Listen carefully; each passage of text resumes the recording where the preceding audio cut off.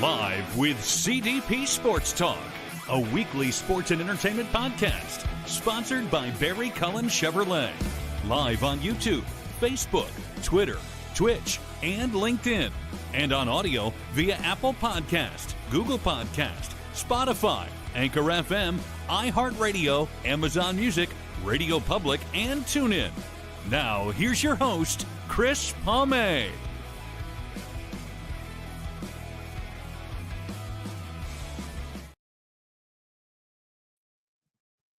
Good afternoon, everybody. Welcome to Season 10, Episode 32, overall 527 of Live with CDP Sports and Entertainment Talk Show, sponsored by Barry Cullen Chevrolet Dealership at 905 Woodlawn Road West in the Guelph Auto Mall. Check out barrycullen.com for the newest selection of new and pre-owned GM vehicles, along with their great selection of all-electric vehicles, Cadillac vehicles. And you can also call the dealership at 519-824-0210. Tell them Chris Palme sent you. Or you can email them at info@barrycullen.com. Barry Cullen Chevrolet Dealership has been family run and operated here in the city of Guelph since 1969. And yours truly has been a customer of Barry Cullen Chevrolet for the past 25 years. I hope everyone's doing well on this Tuesday, April 22nd, 2025. And I'm looking forward to my guest today. This is his first time on our show, and his name is Tom Swales. He is a highly respected physiotherapist, if I can say that right, and a strength coach with over 20 years of experience in human movement, injury prevention, rehab, and performance optimization. I'm going to bring Tom on right now, and we're going to talk a little bit about his business and some therapy and stuff like that. Good afternoon, Tom. How are you doing? Good, Chris. How are you doing? Good. And I want to say thank you so much for coming on here today. Oh, thanks for having me. I was reading up on you. I see you are a grad of Western University, or the University of Western Ontario. I am. I did the Masters of Physiotherapy there back in 2006. I graduated. So yeah, alumni there. And then I did my undergrad down in the States, actually. And you've been doing this for a while now, for over 20 years. And you just opened up AMT, I guess, in 2017? Yeah. So we kind of packaged and created an entire system, basically what we do at our facility in Barrie, Ontario at COMPHYSIO. And, really to try and help clinicians, coaches to simplify the orthopedic practice, simplify and streamline their assessment, as well as find the root cause to pain problems and movement dysfunction, and then really optimize performance on the back end.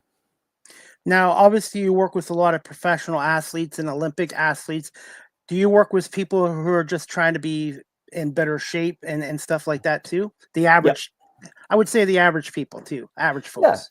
Yeah, we work with everybody from every age. The population that we attract are the motivated individuals that want to know, one, what is going on, but also why did it happen so that it doesn't come back. So then we teach clients, regardless of how old they are, about their body. We teach them, what is going on, and then we teach them the how to fix it themselves, right? So we kind of, our business model is kind of put ourselves out of business, but if we can teach people how to be more self-aware through a form of self-assessment and self-management, then, they can live their lives and play their sports and, do what they love the most, right? Engaging in everyday activities or what have you. Nutrition is also a big part of it as well. And I wanted to ask you this, Tom. You've been doing this for over 20 years. How much has this industry changed with technology and also social media and techniques? So nutrition itself, there's lots of noise out there. There's lots of different types of ways to eat. There's new research saying, this way is good, this way is better for this, but it really depends on the individual. And when we look at kind of fundamentals or principles of nutrition, it's prioritizing whole foods first. We can't supplement ourselves, or we can't supplement our way to good health. Prioritizing protein, because we're primarily made of protein. making sure we get enough of the building blocks to help with recovery, to help with repair, adaptation, getting those amino acids, getting those healthy fatty acids, and then, looking at partitioning fuel if it's in the form of glucose or fat. But caloric management, in and out, is kind of the mainstay of maintaining weight and maintaining, overall health and longevity. So it also depends on, are we doing this from a longevity perspective, or are we doing it from a high performance perspective? Because they are two different things. When we're in high performance, we need to consume more calories and we need to supplement, using the protein powders and supplementation, because you can't get enough fuel or substrates from whole foods. Or are you just doing, are you living life just to live healthy, which for the most part, people will get most of what they need from whole foods. So, nutrition is those are the molecules that make us, and, food is information. And if we put the right things in our body, it creates the right reactions in a positive way. It reduces inflammation. It makes us feel satiated, and we have the energy to do what we love. We put the wrong molecules in our body. We put the wrong signaling in the body. Nervous system doesn't produce, the output that we're looking for. We get this kind of dirty fuel. We get bogged down. We get, the body gets kind of sludgy and lethargic, and we're still hungry because we haven't provided nutrients to the system, and it's still signaling to say, hey, you need to eat more food so that we can get the nutrients we need to survive. But then we get into that caloric imbalance, and which is where a lot of people, we get stuck is, well, I'm eating a lot of the right things, or maybe I'm not eating enough of the right things, and therefore I'm putting on weight, or I'm not getting the performance. So, with all the noise that's out there, whether you're doing vegetarian, vegan, paleo, carnivore, they're all good restrictive diets that can help people in the short term, but is it sustainable in the long term? And is it providing us the energy, the vitality? Is our sleep good? Is our inflammation low? Looking at those kind of longer metrics of what we're eating is the key thing to know. Is what we're eating the right thing, or do we need to change it up or add a bit more variety? So to kind of distill it down is find what works best for you, and can you sustain that? Yes or no. And if you can't, then you probably need to look at something else. I have lost weight before, but then unfortunately I've gotten into bad habits and putting that weight on. For me, losing weight, I don't think is the hardest part. It's Yep. maintaining it and not going into bad habits. And wanted to ask you this, Tom, how much protein and fiber should somebody have in a day? Is it just dependent on their body? And what are your thoughts on fasting now? Because people are telling me Yep. fast for 10, 12 hours. So fasting is a great tool.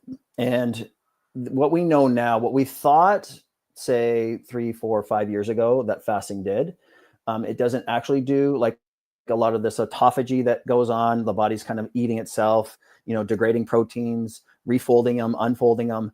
That happens in a caloric restriction. So what we know with fasting, it happens from a caloric restriction diet to begin with. Where I think people get confused, when it comes to weight loss, is what are the triggers that encourage us to eat, right? What's the environment set up? So like you said, it's easy for you to lose weight, but it's hard to maintain. So now we have to say, well, if we have this willpower in the beginning to get to that specific goal, what is our environment set up or not set up for continued success?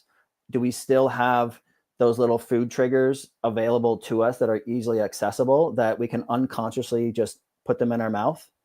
And if they are, maybe we just need to remove them from the environment, or make them harder to get access to, right? So for example, if we love ice cream, and most people do, if it's easily accessible and we have a 2-gallon tub of ice cream in the freezer that we can just walk 10 feet to, well, there's not much of a barrier there to kind of make us think about, are we consciously aware of what we're doing, or are we unconscious? Because a lot of what we're doing is unconscious, right? It's just these habits. Now, if you had a small tub that did not live in your house, but lived at the grocery store, you now have to make the conscious decision, you know what, I really want that treat. I have to physically get in my car, drive 15 minutes to the store, get the thing, come back. Now we put up a couple little, barriers in the way to make you second think, do I really need this? Do I really want this? Yes or no? And if you truly do, and you're like, you know what, I'm going to enjoy it. I was really strict. I was really good at my eating this week. So I'm going to allow myself to have that treat. But you have this now conscious decision of what you're doing. And a lot of us, when things are readily, easily available, we are unconsciously consuming things, and we don't even realize it's contributing to our caloric load for the entire day or for the week. And then the pounds start to creep back on. So for anything, it's making these environmental changes so that we're not falling back into these old habits that are a key thing for weight management. For me, it is stress. Like some people turn to alcohol or cigarettes or Yep. medication when they're stressed. For me, I turn into bad eating habits. And I find for me, the two biggest causes, stress and lack of sleep and not getting enough sleep too. Yeah. So both of those are now causing hormonal imbalances. And remember what I said earlier about food is information, food are signals.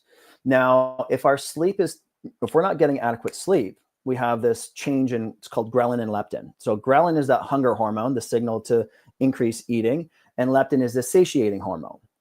If we're not sleeping, ghrelin goes up, leptin goes down. So we get into this signal of, hey, you need to consume more because we haven't recovered from stress the day before, and our cortisol is slightly too high.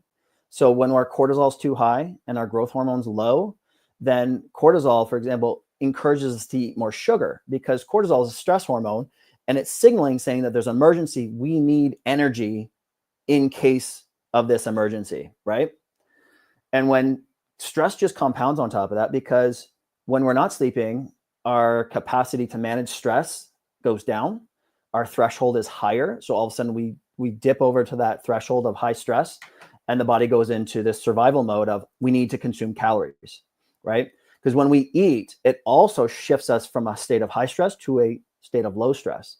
So we get the signal to shift us from a high stress to low stress. We get that parasympathetic. We get a bit of a dopamine hit because of a glucose spike, right? But if we managed our sleep and we managed our stress, we're not going to get that overdrive of this signal to consume more calories, because the body's in a greater state of homeostasis, and it's not needing those extra calories or that new signal to kind of bring the system back down into a state of more rest, digest, recover. Tom, when did you develop an interest in physiotherapy? When did you know this is something that you wanted to get involved in and educated in? This was back in high school. A lot of my colleagues, they get into the profession because they had a great experience with a physiotherapist. They helped them get back from their injury. Mine actually came from a selfish reason. I would get injured and I wanted to learn how I could fix myself so I could get back into my sports. But on a side note, it was one of the few classes in high school, physiology of exercise, I actually got an A in, aside from gym class, of course. And because I had this natural interest in the human body, mechanics, movement, everything that had to do with it, that drove my interest into more the healthcare side of things, which then I got a soccer scholarship down into the US and I got in for athletic training, athletic therapy here in Canada. But I always knew I wanted to be a physiotherapist, because I knew that, that was kind of the end game of, get my master's degree, work, learn in that field, and then eventually open up my own facility. And coming from a strength and conditioning background, as well as into the rehab, I can look at things from different lenses. And I knew, okay, what I've been experimenting on myself, what I've been experiencing myself, what I've been learning through self-experimentation and research, I'm like, I can apply this to other people and teach other people how to do this. So the traditional physiotherapy is, we learn about the body, how to assess using modalities, manual therapy, needling, and all that stuff, which is great. That helps people feel better and it encourages the body to shift into a state of healing.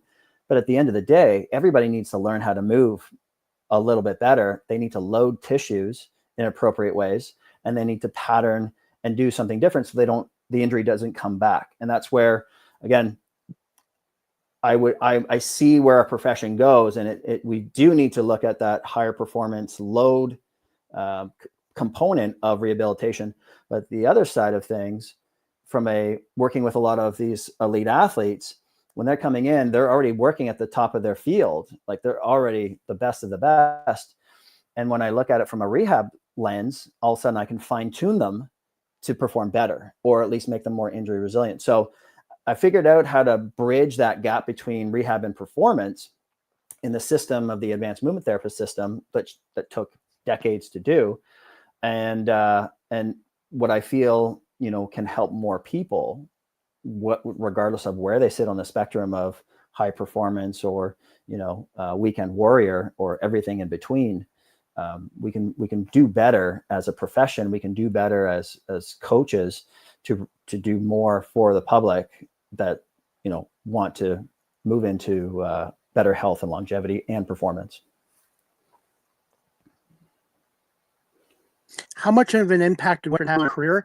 And when you were at Western, were you involved with any of the Western Mustang teams? No. So with the master's program at Western, it was pretty involved. It was, you start class at 8 a.m. and you're done at 4. So Monday to Friday, full labs, lectures. It's pretty involved. So I didn't have any opportunity to work, nor really had the time to work with any of the sports teams there. But in my undergrad in the States, I worked with the university football team, basketball, volleyball, and track and field. So I had lots of exposure to working with the athletes down there at the collegiate level. And then having both degrees gave me also the opportunity to work with the Canadian Olympic ski team for a few years as a physiotherapist as well. So this is where a lot of my background and experience comes from with a lot of the athletes that I work with. Tom, for those people that are watching this live stream or on audio later, and they're interested in this, what advice would you give to them? In regards to how to approach an injury as opposed to approach to health, where they start. I mean, we can break out approach an injury, but also sure. I guess basically if they're interested in taking this in school. Oh, yeah, okay. Go ahead. Okay. Interested in taking school. You know what? Go for the young ones who want to get into this, go shadow and do co-ops at clinics, right? See how different facilities, see how different philosophies they work, how they work in a team, how they work with their clients, how they work with their athletes. When we're young, we've got time, but we have no experience. But utilizing that time, investing that time to gain knowledge as opposed to a paycheck, because you got to be in the season of learning instead of earning, is invaluable, because the more that we learn, the more skills that we bring into, later in life when we are looking for that, that job or that clinic or that facility that we want to work for, we can add more value to it. So for those of you who are interested in it, in kind of the healthcare field, go volunteer. We take co-op students from high school to undergrad. Just, they get involved, they see everything. They see the culture, they see, how movement is applied, they see how assessments are done, and, getting that mentorship, that shadowing early on is just so valuable, and something that I didn't do. I didn't really have the opportunity. I only got to experience it as an injured athlete, but I knew from my sports conditioning background and then moving into the rehab side of things that's where I wanted to be, and that's what I wanted to do. Now, I do some freelance media work for some professional sports teams, and people don't realize, everybody talks about the athletes on the field, but people don't realize the people behind the scenes, like the therapists, are hugely important to keeping these guys healthy on the field or rehabbing them and getting back into shape. And I find with the technology and the techniques nowadays, it's just amazing how some of these guys are coming back from serious injuries much quicker than they did 15, 20 years ago. Oh yeah. Yeah. Like 20 plus years ago, you have an ACL, the athlete never comes back the same. They're going to slowly start to slide, towards the end. An Achilles tendon, like in basketball, don't even think about it. Like, you're done. A lot of these sports that are high cut, high explosive, you blow an Achilles, like that's That was oftentimes a career killer. But our understanding of the human body and its ability to heal has gone through the roof, and different approaches, protocols, philosophies on how to facilitate the human body on how to heal itself more effectively by providing the environment around it is exponential. Like you look at hyperbaric oxygen, you look at stem cells, you look at supplement, you look at all the stuff, all the injections, all the cool stuff. Like, it does amazing things for the body. And when these tools are applied at the right time on the right person for the right purpose, you get unbelievable results. What are some of the newest trends we're at now? And I'm assuming every day you're learning something new about the industry. I'd say probably the biggest trends, I mean, it's not new. Everyone's leaning into, and I've got it done myself, is stem cell therapy. I went and saw Dr. Adil Khan in Toronto, Canadian clinician. I got sick back in 2023. I had toxic shock, hospitalized, destroyed my ankle, messed up my elbow, and basically poisoned me. And I had to rebuild my body from the ground up. But looking at different molecules, working with Dr. Huey, he's an integrative medicine doctor. We do a lot of IV therapies, methylene blue. It helped get my cells back up to start creating energy, help detox the body. And then working with Dr. Khan down in Cabo at his clinic, where we did some injections, we did full body stem cells, and it really kind of helped push my body into another state where I could really start to load it again and get back to where I was before I got sick. So, I mean, if we want to look at what regenerative medicine is doing and the amount of research, and now that AI is involved, how it can look at individual DNA of a human being and then program these cells, the stem cells, they can pre-program them to be whatever they want. It's just, there's no ceiling on longevity and performance. It's pretty awesome. And the research is out there. Like, some people will say, well, we don't know. I'm like, it's been there for a long time, but you have to look for it, and you don't even have to look for it. There's people screaming it from the rooftops now. I was going to ask you about AI and how much impact on it. How much more do you see of it being an impact going forward in the next 5 years? Oh, I mean, instead of like these massive motion analysis labs, we had one at Western. Western had one of 3 in Canada that cost just over $1 million, where big lab, all these cameras, you put these little sensors on people, and you do motion analysis. You can now do that from your phone. Like, they have AI programs on your tablet or on your phone. It can use your camera and do the same thing $1 million lab can do. So you can do all this motion analysis and look at where people are kind of like shifting, where they're maybe potentially leaking energy, or where they're weight bearing a little bit more. And then it can program, it can design exercises and programs just from the data that it collected. We're working with a company in Switzerland. We're the first ones in North America to bring over it's called DD Robotics. And it's this AI machines. It looks like a big fancy leg press, and it's, individual panels, but it has this big screen TV. It measures velocity, it measures power, endurance, tension. We went there and I played with it. And what it does is it extrapolates imbalances and differences or deficiencies in the lower extremity, and then it creates games. So you have this big screen in front of you, you're skiing, you're bowling, you're doing track and field, and the machine is constantly evaluating the amount of power and force output in your legs, and it's adjusting through pneumatics. So it's all pressurized, and you get off it, 20-minute workout, like, rehab's done. And then it sends you all this data of like, hey, here's your progress, here's your muscle age, here's what we need to work on next time. And then it creates the next program for the next day. So it's got like 40 different levels, 10 games in each level, and you have to show 90% proficiency before it allows you to unlock the next level.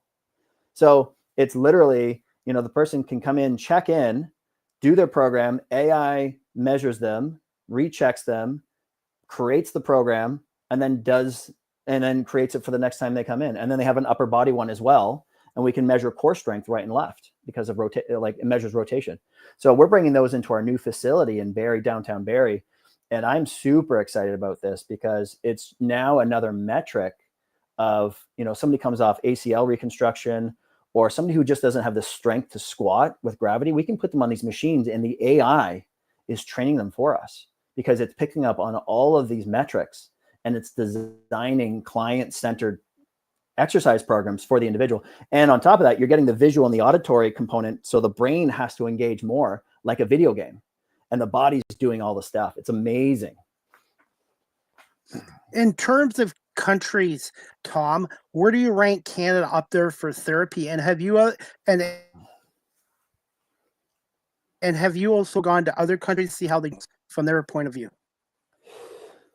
I mean, Canada, I can only speak from the physiotherapy side of things, and from an education side of things, I'd say we're ranked in the top. We're very stringent. The universities are very strict and stringent on their standards for graduation and the information that they're teaching. We can use our license in many other countries across the world. It's recognized and accepted. So I'm kind of using that as my proxy for, how well are we doing? We can go to Australia, we can work there, we can go to the States. So we don't need to go through extra training. Canada's up there. I would say the crutch or the main barrier for Canada is we don't have enough schools. There's only 12 physiotherapy schools in Canada. There's 335 in the US. That's it. Wow. That's it. And, wow. Like the most amount of students, I think University of Toronto just increased their acceptance rate to 120 students. So they can only bring in 120 a year and they can only pump out 120. And like, they're the most schools are like 100, maybe less than. When I went to Western, 46. That's all we had. You had 46 in, 46 out. So we're not getting enough. Wow. No idea. And it's so competitive, right? Like you've got thousands and thousands of students, and each school, let's say an average of 100, only 1,200 students are getting in. And you've got 10, 20,000 applicants, like who knows how many? I mean, I got in on a cancellation list. So that's really where I think Canada falls behind, is we don't have enough universities offering the programs to get the clinicians out there. And sometimes even teaching at U of T, they're a little bit handcuffed to how much they can evolve and push, the field and the information out there. Because even some of the stuff that they're still teaching, they were teaching me that back, almost 20 years ago, 2006, 2004. And I'm like, oh, this is a little outdated, right? But if it's a private university, you've got that. Well, we can evolve faster, but doesn't mean that the standard's there. So there's positives and negatives I see on both sides of things. But I would say from Canada perspective, we don't have enough programs to get enough students in and even just service the aging population that we've got going on. How do we get these numbers up? And Tom, as being a professional in this industry, how many schools would you like to see? Obviously more than 12. What would be an ideal number? Oh, I have no idea. I haven't looked at the data on that. I can only speak from, how many clinics we have in our area, how busy we are, from a waiting list perspective. When we have, we have a socialized medicine, and then we have the private side of things. So the hospitals can't keep up for the surgeries that they're doing. A lot of times the people get their surgery and then they get 6 weeks of physio. That's all they get. That's all OHIP will allow. And then they're booted out into the private side of things. The population is only getting older. The population is also, we see people are playing sports, later into life, and they're trying to stay active, but then injuries occur. Yeah. Right. So, which is good. Like, it's good that people are trying to, but I think we can do better from a service model. We just educating people more on being proactive. Okay, you feel these little aches and pains. Maybe we need to go down to the ground. We need to do some mobility, or check your balance. Can you stand on one leg? All right, we need to develop strength in your legs. Let's do some squats. Really more emphasizing, it's good that people are out playing sports and being active, but if that's the only thing we're doing every day, the education side of things, I'm like, you need to be strong to play this sport, or else you're going to get hurt. And if you get hurt, you can't play it. Well, now you're going to become deconditioned. So when we get people strong, just in general, and then they go out and play their sports or they do their activities, they don't get hurt. Well, now you've got this robust population who is not only being proactive, but is not putting a tremendous strain on the healthcare system, or, you know, getting discouraged because they're like, well, I played hockey, I tore my groin, I'm never going to play again. Like my dad was in that. I said, look, Dad, I was like, come to the clinic at least once a week, work with one of our movement coaches. And even just after a couple of weeks, he's like, I played hockey. I my balance is better. I fell and I didn't get hurt, because normally he would fall and he's just like, he hurts his back. I was like, yeah, that's what training does. Like, you have to be strong. You can't just play hockey once a week and expect to be strong, right? You have to squat. You got to lunge. You got to push up. You got to pull stuff. And once he realized that, he's like, oh, I get it. Because he was never one for exercise. And I think a lot of the population is like that. Like, exercise is, I'm guilty of it. Exercise is boring. I get it. But if we look at the end result of what does exercise give us? Oh, I didn't get hurt playing hockey. I didn't get hurt playing soccer. I didn't hurt my back picking up my child, because those are all very important things to people who do them. But if we lose those things in our life, well, now that's not fun, right? And you're like, oh, I wish I could still do this. Well, you could. We just have to work on this boring stuff over here for a bit. And then you get the outcome of, we get to do the fun stuff. When we're young, by playing sports, it made us fit. But now that we're old, we have to be fit to play sports. Like, because we don't do it enough. We're not moving around enough. We sit majority of the week and then we go play for an hour. I'm like, yeah, but the body degrades over those other 6 days. There's not enough stress on the system to keep it adapting. And all of a sudden, this excessive force came into the body, and now we have an injury.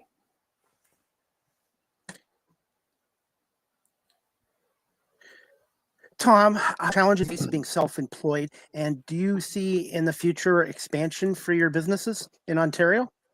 Yes. Now that we have an incredible team in place. We have amazing leadership. We are actually opening our second clinic in the downtown Barrie. It's an extension of where we are right now. So we have a 5,000 square foot. Thank you. We have a 5,000 square foot rehab performance facility in Barrie, and then now we're opening another 1,600 square foot right in the heart of downtown Barrie, where we'll have our new AI technology machines there. And now that we have, this will be kind of a test of, okay, we have all the systems in place, we have all the structure, the training. We can literally pick up what we do here and replicate it.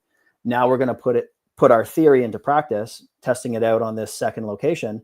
And if this goes well, now we have the confidence and the model in which we can start to expand outwards. How many staff members do you plan on hiring, and what do you look for specifically for a staff member?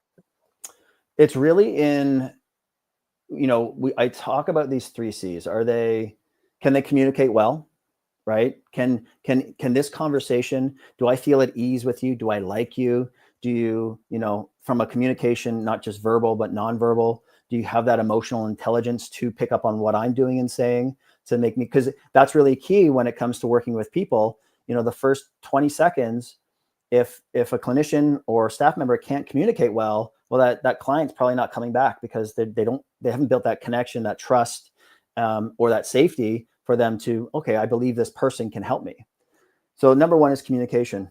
Are they coachable, right? Are they coming in with this fixed mindset of, oh, I know what I know and this is what I do?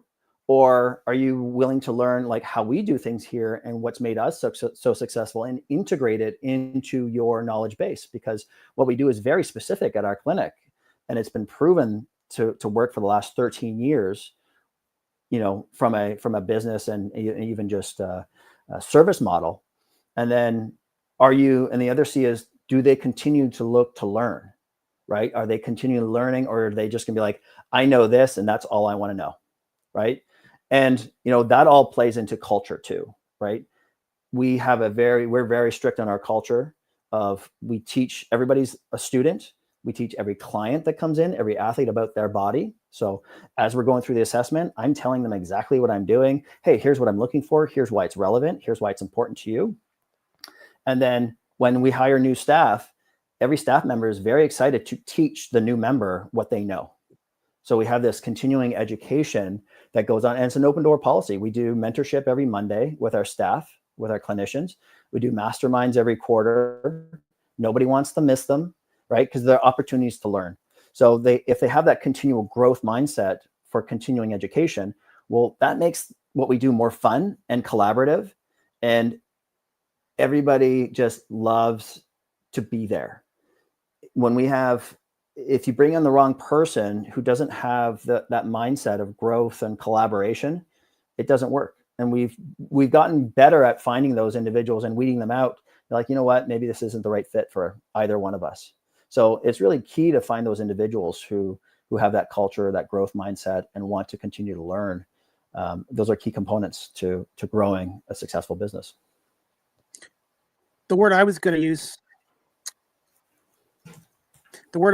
is passion, and my former career kind of prepared me for this. Yep. My other career paid me well, but I didn't have the passion, Yep. and I wasn't learning and going into radio and media. Yep. This is something I have a passion for, and every day I learn something new from my guests or from the media industry. Yep. I mean, we can every time I did a new course, my passion for the industry grew, because I'm like, I have another tool, I have another solution to help solve people's problems, right? So that's why continual learning is so fun. And our scope of practice is so fun because we can do so many different things. We can do needling, acupuncture, manipulation, soft tissue work, movement, exercise. Like, there's so many different ways to look at the human body to help people, get past their pain, to help them remedy their injury, get to their high performance. There's so many different ways to do it. And that's what makes it fun. But it's not fun if we're just doing the same thing over and over.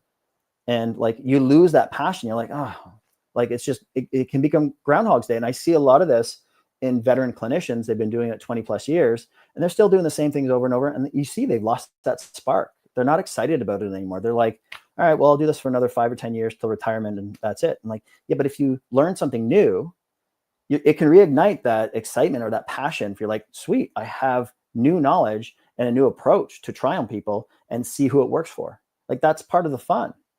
And then now you're having a better, greater impact on people. And then now passion comes back. But when it's the same thing over and over, and you're doing the same thing over and over, and people aren't getting better, that's not fun, right? How satisfying is it to help people? It's very. I mean, we can all say that, oh, well, I got into this profession because I want to help people. It's an act of service. And the longer I've been on this earth, having purpose and having, and doing acts of service for others, family, friends, community, that's really all that matters. I mean, whether it's helping an individual one-on-one, or growing your business and helping those around you to become exceptional at what they do, or expanding into the community to educate and service those, or expanding globally, what I'm hoping to do with the AMT, and help, get clinicians to simplify their practice, to get faster, better results just from a different perspective. That's kind of where I've expanded, my purpose and my passion for what I do, is I'm like, you know what, I can affect more people by, getting the clinicians, coaches to, step up their practice, so to speak. And it's not the end all be all way of doing things, but it's really helped me and those that I've worked with to really, put a better service and product out there for the clients that they serve. What are some myths and stereotypes of the industry? And what would you say to somebody right now that they're not a professional athlete, they're not a Olympian, but they want to become healthier and fit, and why they should check out your company? Yeah. So some of the myths out there, with regards to the physiotherapy is, we only do ultrasound, and we only do the IFC, or we only do needles. We only kind of do this passive treatment. And if you look at, what physiotherapy is, or the word physical therapy, it's about the physical body, but it's all encompassing. People look at rehabilitation as, I get massage, and I get cracked, and I get needled, and it feels good. Okay, cool. What did you learn to do? And did you load that tissue? Did you learn to move something? No, I didn't. Well, I got some rotator cuff exercises. And I'm like, well, what about crawling? What about hanging off stuff? What about carrying things? Like, those are all relevant for the shoulder. So why aren't those included in your shoulder rehab? And you wonder why the shoulder's not getting better. So some of the myths people, and then as some practitioners, they silo themselves. They're like, well, I don't do that strength and conditioning side of things. I only do the rehab. I'm like, it's all the same. It's just you're working on somebody who can't deadlift 400 pounds, but you can give them the kettlebell for 40 and start working there and then slowly progress them. You know, we working with high-end athletes, as I said earlier, looking at high-end athletes, I'm like, they're already massive engines. Now my job is to find out, why do they have these little aches and pains? What signals, what is causing these, these signals of discomfort before they become a problem or an injury? And how do I fine tune them or balance them so that they don't implode? Right. So then you're using all these little, eye exercises and rolling patterns and single leg balance stuff.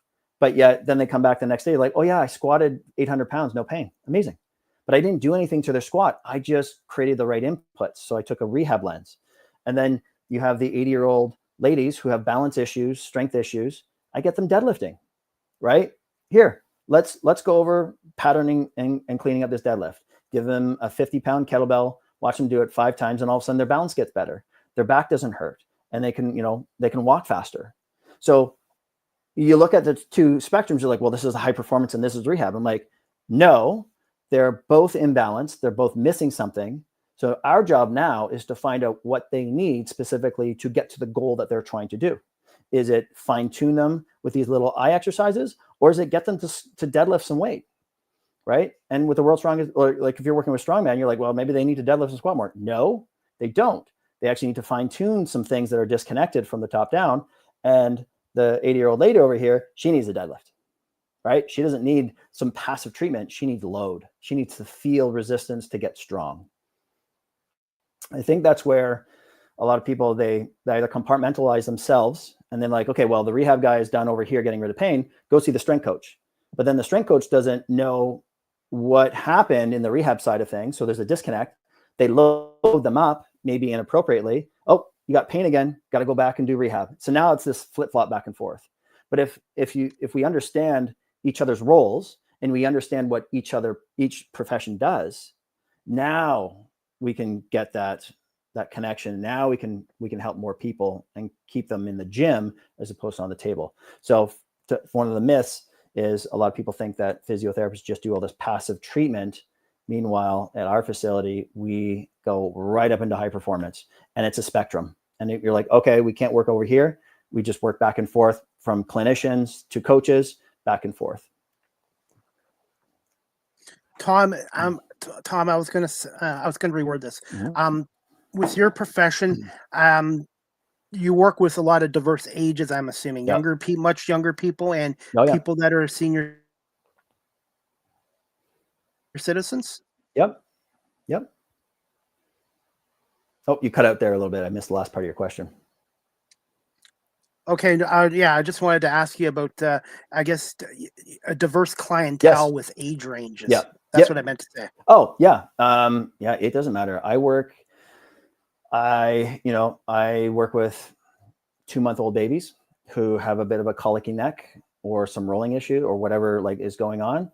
And then we have a client who's 87, who's in the gym doing the agility ladder and balance beams and deadlifting stuff. We work across age ranges. It doesn't really matter how old you are. It matters, everyone has to abide by the same rules of physics, same rules of chemistry, biology, neurology, and psychology. It's breaking down some of these principles and figuring out what does that individual person need.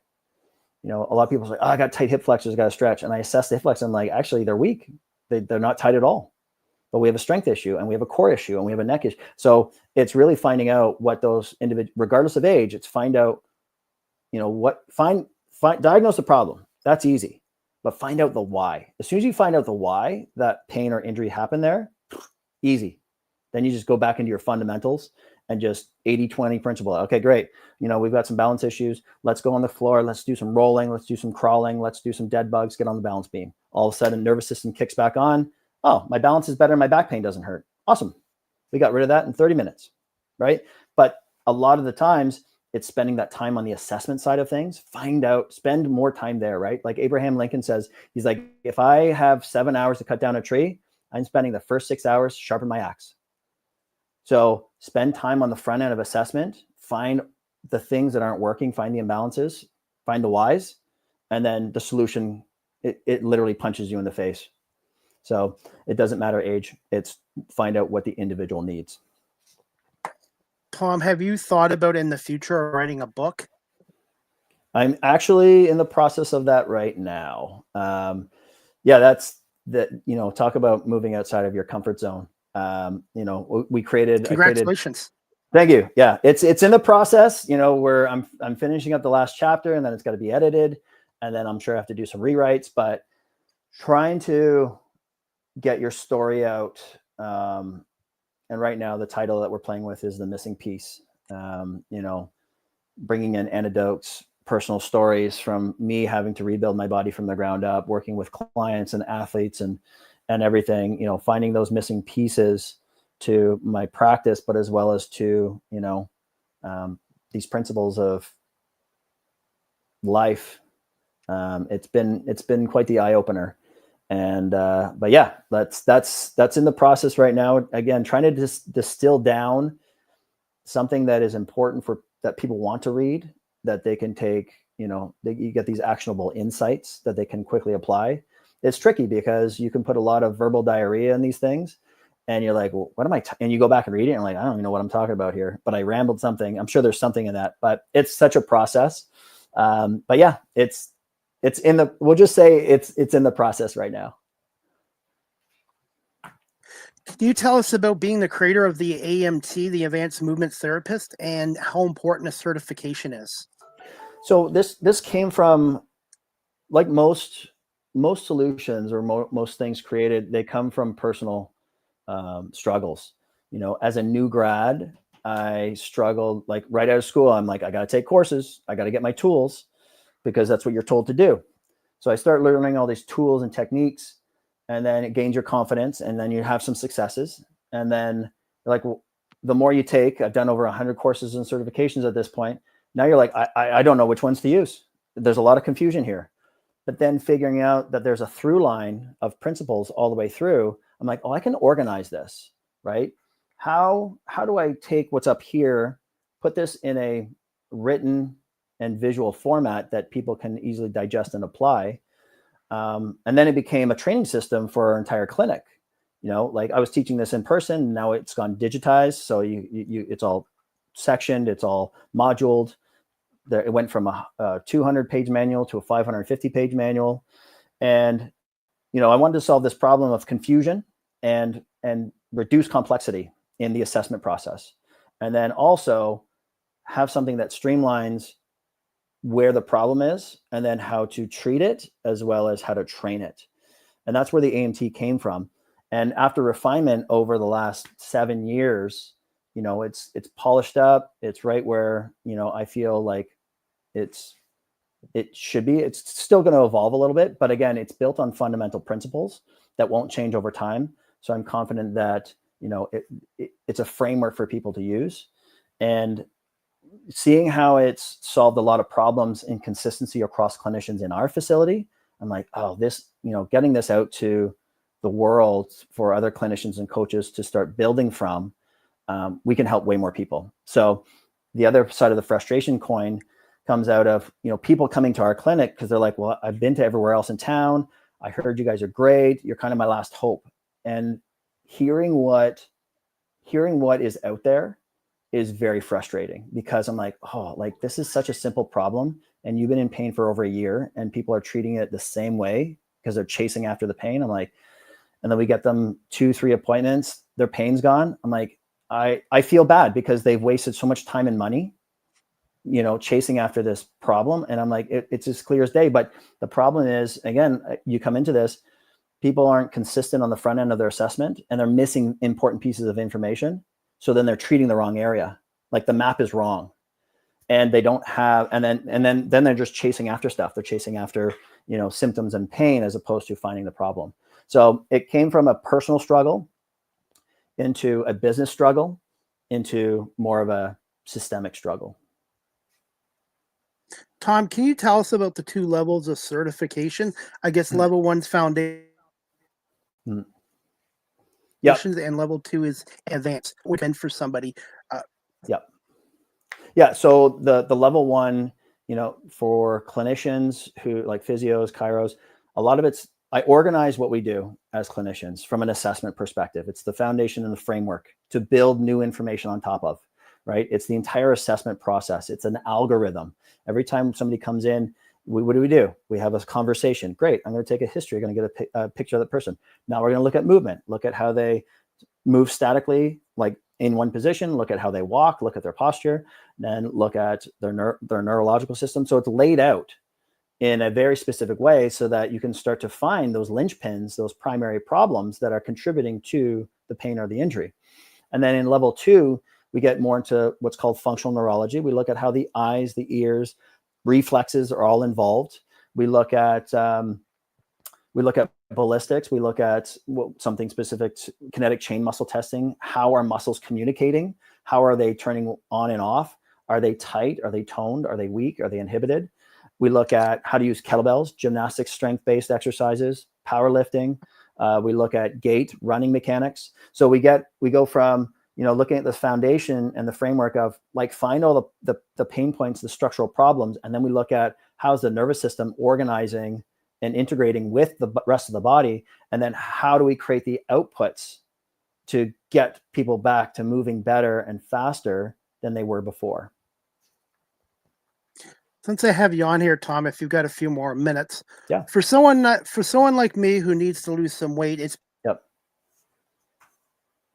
basically my gut. The rest of me is fine, but and I find the gut is the hardest part to lose. If I was going back into a gym and that, would you recommend weights? Like I'm not really a weight guy, but would you recommend lifting weights for someone that's trying to lose their gut? Yeah. So the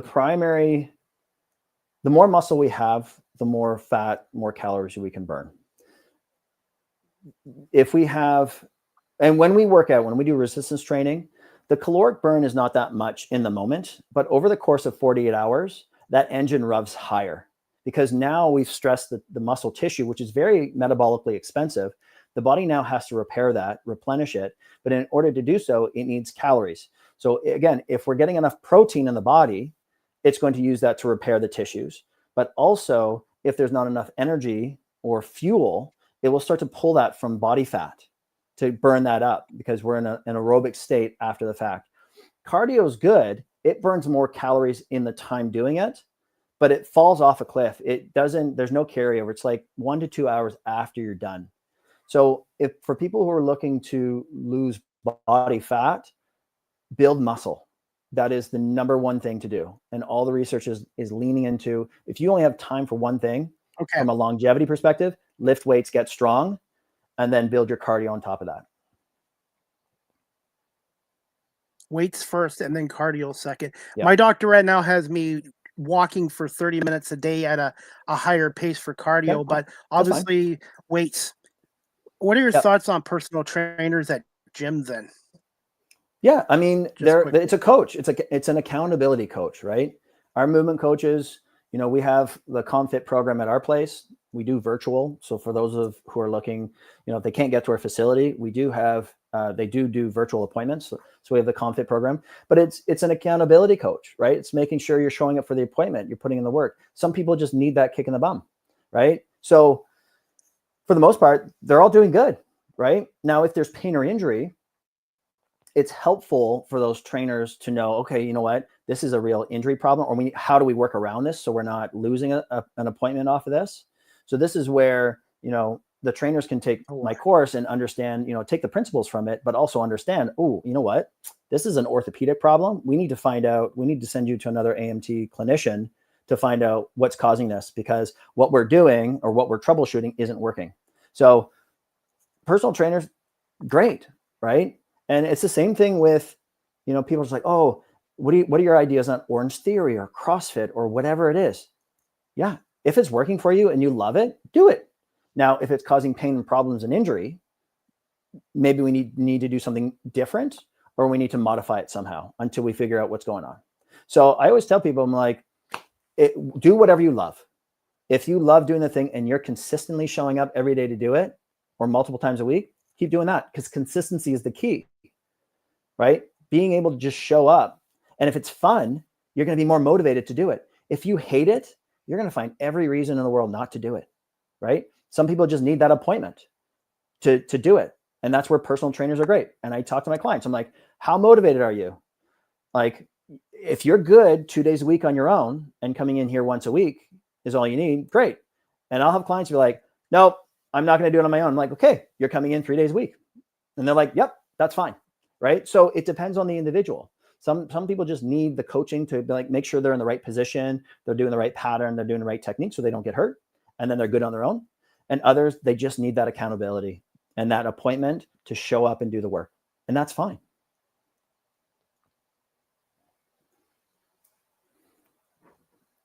I think in my case, I would need a coach to help me get started for the first little while as well. And before we wrap this up, Tom, I was reading up on this too. Can you just quickly describe the holistic approach to patient care?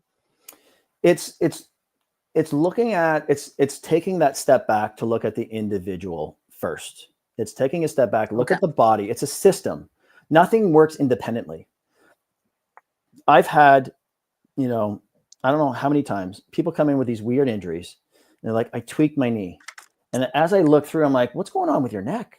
And all of a sudden I put their neck in different positions and their glutes shut off. I'm like, oh, like that old whiplash injury that you had is now causing the new knee pain, because it's shutting something off down the kinetic chain. And as soon as we get the neck in the right position, strong, all of a sudden, now the knee starts kicking back on. But it's taking that step back, looking at the body as a system first, and everything's integrated and everything affects everything else.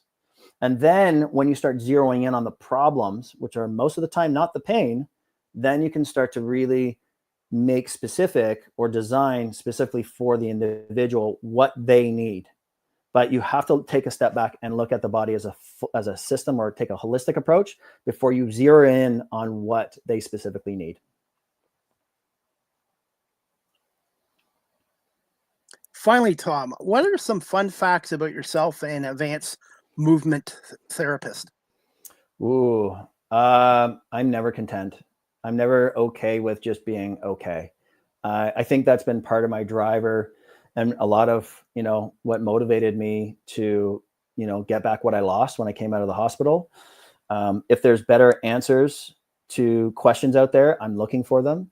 I'm always looking to be better as a husband, as a father, as a clinician, as a coach, and, having that growth mindset and taking that into every aspect of what I do and who I am.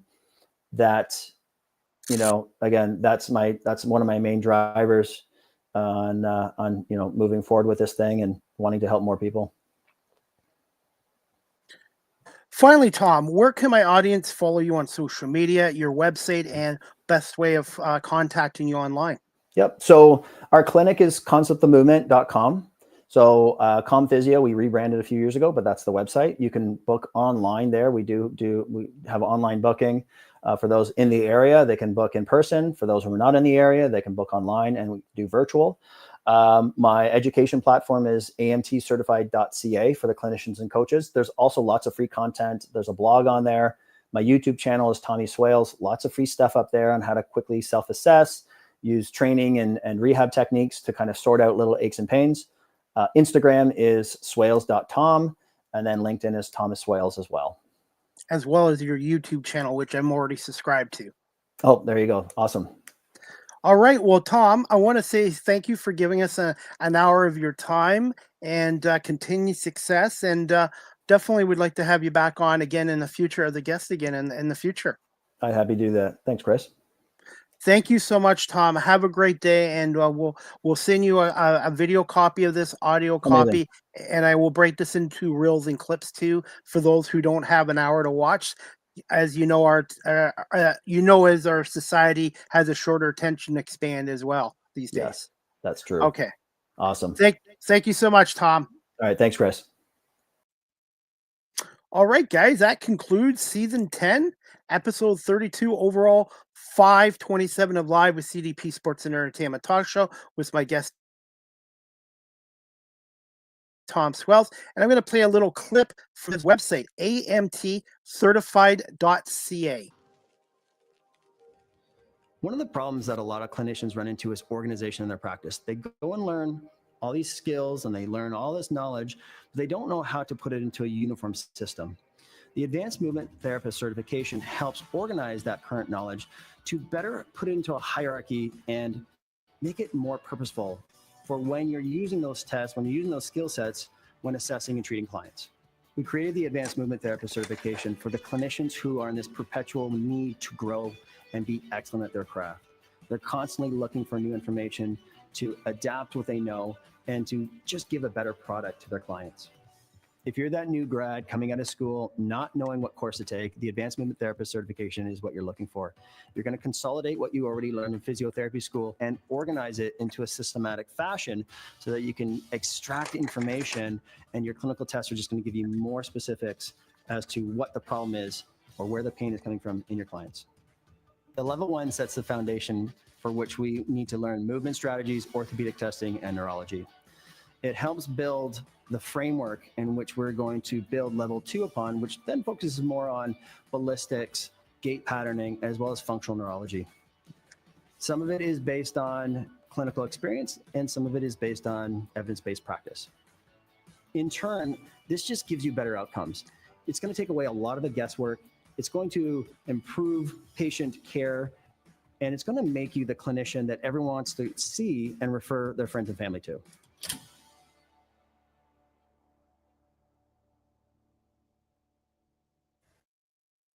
That clip was courtesy of Advanced Movement Therapy, and that was my guest today, Tom Swales. Please check out his website again, AMT.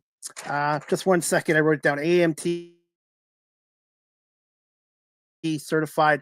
His name is Tom Swales, and I want to say thank you so much for him coming on here today again. And he is the founder of the Advanced Movement Therapy, and he has over 20 years as a therapist and a human movement and injury rehab specialist. So please check him out as well. Before we wrap up our show today, guys, I have another announcement. The next Live with CDP Sports and Entertainment Talk Show, sponsored by barrycullen.com, is going to be on Thursday, April 23rd at 6 p.m. with my special guest, Jane Lawton Patel. She is the founder of the Eaton Fire Residents United, EFRU. It's a grassroots coalition advocating for the environment, health, and the community safety in the aftermath of the Eaton fire in the Los Angeles County area in this past January. And my other guest, her name is Nicola Macala.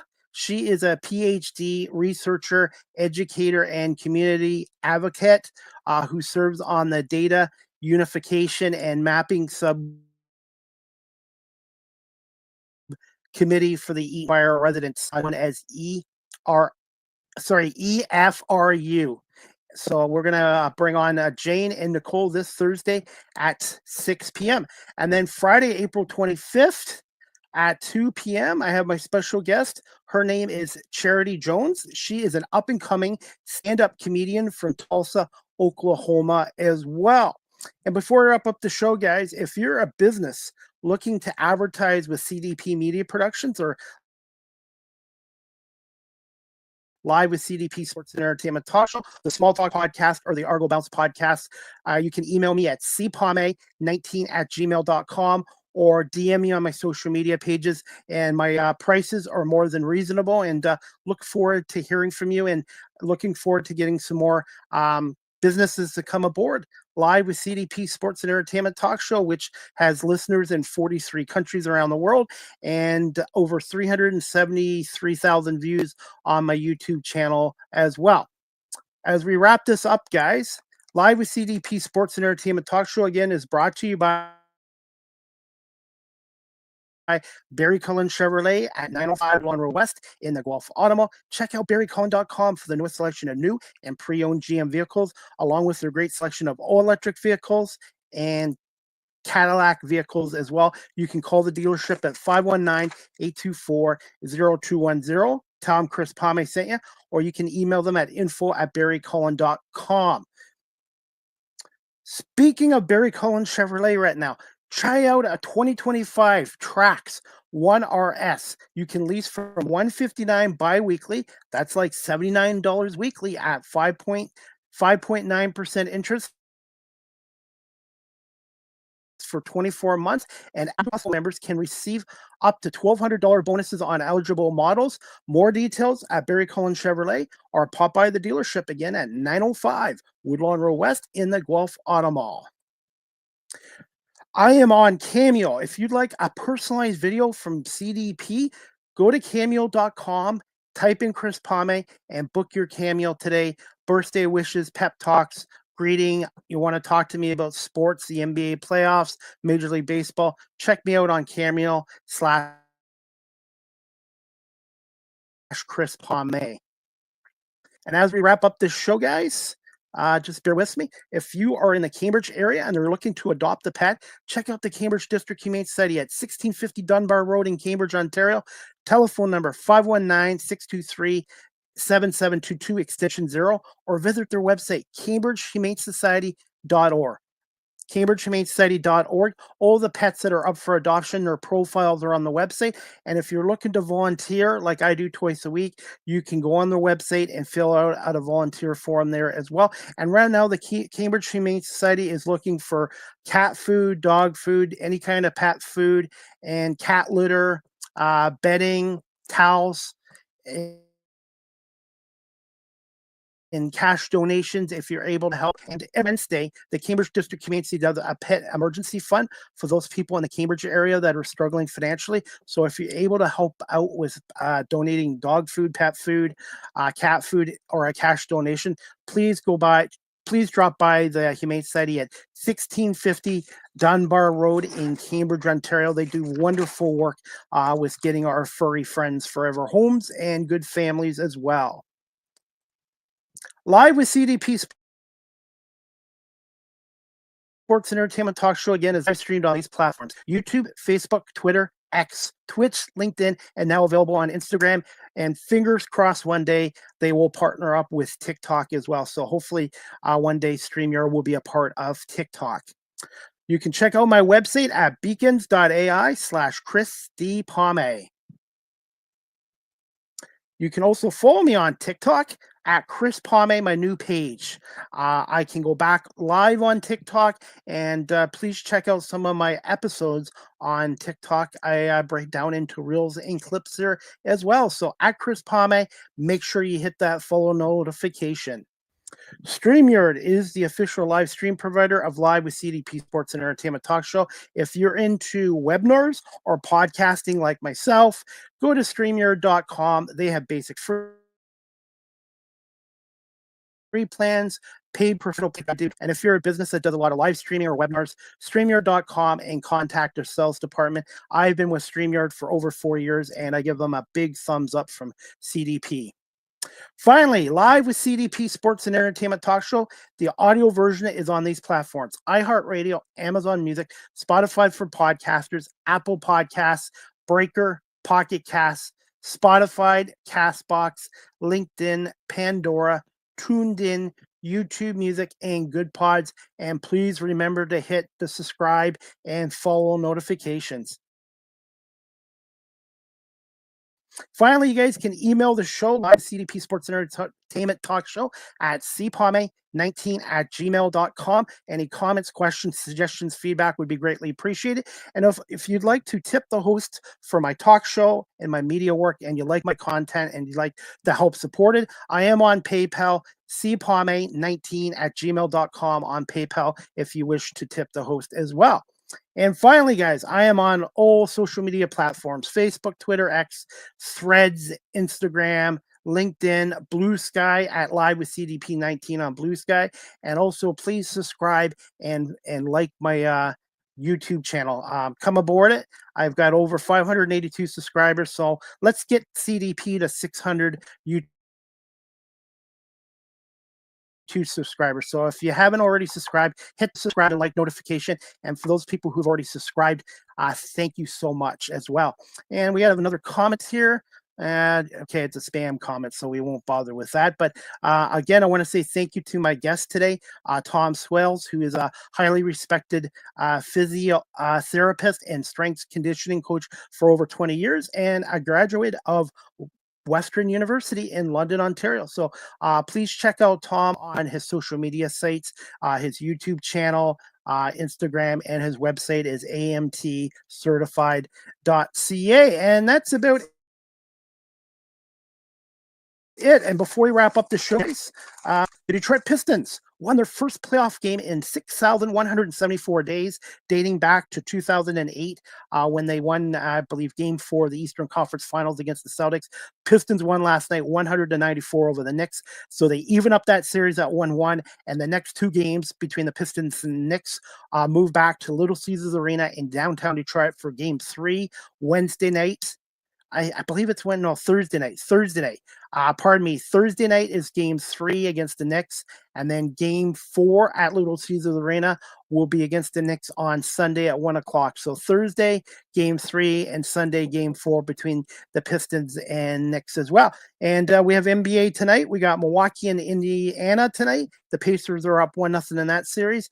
We got Memphis and Oklahoma City there. The Thunder up 1-0 in that series. And the other NBA playoff game tonight, the Minnesota Timberwolves and the Lakers. Timberwolves are up 1-0 in that series as well. And National Hockey League action, the Stanley Cup playoffs. We've got New Jersey and Carolina tonight at 6 o'clock. Canes are up 1-0 in that series. Ottawa and the Leafs are up 1-0 in that series, 7:30 start. We've got Florida and Tampa Bay tonight, Minnesota and Vegas, and Major League Baseball. We've got the San Diego Padres, who are 16-7, taking on the Detroit Tigers, who are 13-9. The Tigers are off to start at home, 9-2 in their first 11 games at home for the first time since 1984. And the Tigers are going to be looking to go 10-2 at home with a win tonight against the Padres at 6 o'clock as well. And that is about it. Again, I want to say thank you so much to my guest today, Tom Swales, for coming on here. And thank you to everyone watching this live streamed and on my audio platforms. And we'll see you back here Thursday night at 6 o'clock Eastern, 6 o'clock Eastern, 3 p.m. Pacific, with my guests Jane Patel and Nicole McCullough